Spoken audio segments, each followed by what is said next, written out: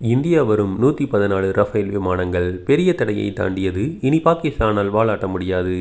பாதுகாப்புத் துறையை பலப்படுத்தும் வகையில் மத்திய அரசு பல்வேறு கொள்முதல்களை மேற்கொண்டு வருகிறது. இதற்கிடையே ரஃபேல் விமானங்களை வாங்க மத்திய அரசு மிகவும் முக்கிய ஒப்பந்தத்தை கொடுத்துள்ளது. 3.25 லட்சம் கோடி ரூபாய் செலவில் 114 ரஃபேல் விமானங்களை வாங்க மத்திய அரசு ஒப்புதல் கொடுத்துள்ளது. இந்திய பாதுகாப்பு படையை பலப்படுத்த பல்வேறு நடவடிக்கைகள் எடுக்கப்பட்டு வருகிறது. பாதுகாப்புத் துறையை நவீனமாக்கும் பணிகள் ஒரு பக்கம் நடக்கும் நிலையில், தேவையான ஆயுதங்கள், விமானங்களை கொள்முதல் செய்யும் நடவடிக்கையிலும் மத்திய அரசு தொடர்ந்து ஈடுபட்டு வருகிறது. இந்திய விமானப்படைக்கு 114 ரஃபேல் போர் விமானங்களை 3.25 லட்சம் கோடி செலவில் கொள்முதல் செய்ய மத்திய அரசு ஒப்புதல் அளித்துள்ளது.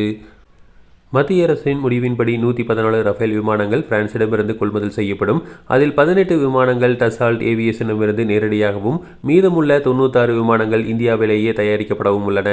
மேலும் மேம்பட்ட ரஃபேல் போர் விமான தொழில்நுட்ப பரிமாற்றத்தையும் இந்த ஒப்பந்தம் உள்ளடக்கியுள்ளது. மேக் இன் இந்தியா திட்டத்திற்கும் இது ஊக்கமளிப்பதாக அமையும். அடுத்த கட்டமாக இந்த ஒப்பந்தம் இப்போது பிரதமரின் தலைமையிலான பாதுகாப்பு அமைச்சரவை குழுவுக்கு செல்லும். அங்கு இறுதி அனுமதி அவசியம் என தெரிவிக்கப்பட்டுள்ளது. இப்போது உலகில் இருக்கும் அதிநவீன போர் விமானங்களில் ஒன்று ரஃபேல். பிரான்ஸ் நாட்டின் டசால்ட் ஏவியேஷன் இந்த ரஃபேல் போர் விமானங்களை தயாரிக்கிறது. 2 என்ஜின்கள் மற்றும் டெல்டா விங் அமைப்புடன் கூடிய அதிநவீன பன்முக போர் விமானமாக ரஃபேல் இருக்கிறது. மணிக்கு 2223 கிலோமீட்டர் வேகத்தில் செல்லும் திறன் கொண்டது. மேலும் இந்த ரஃபேல் போர் விமானங்களுக்கு அணு ஆயுதங்களை சுமந்து செல்லும் வசதியும் இருக்கிறது. போர் சூழல்களில் ஒரே நேரத்தில் பல்வேறு இலக்குகளை தாக்கும் ஆம்னி ரோல் திறனையும் இது கொண்டுள்ளது.